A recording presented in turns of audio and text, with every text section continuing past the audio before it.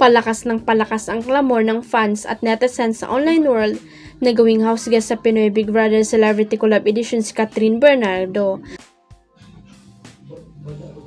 Grabe yung ginagawang pag-ship ng cyber citizen na papasukin na sabay ni Kuya si Catherine. Nakakaloka, parang atat na silang ikulong kahit isang araw lang sikat kasama ang PBB housemate. Parang gustong-gusto nilang bantayan ang bawat kilos ng pamilya actress at makikita kung ano ang ginagawa ni Catherine pag wala itong ganap sa labas at nasa house lang.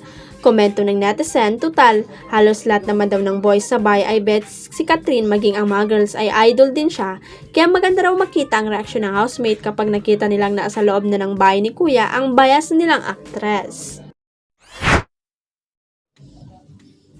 Nasurpresa ang kapuso actress na si Bianca umalis sa regalong binigay sa kanya ni Big Brother na maging house guest siya sa PBB Celebrity Collab Edition.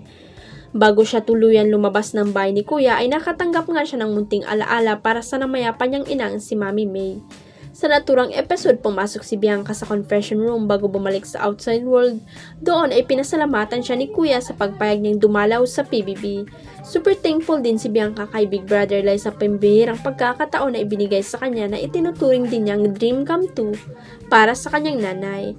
Baon ko po itong kwento na ito para sa lola ko, para sa magiging mga anak ko. Half of my heart want to stay and half of my heart says I have to leave.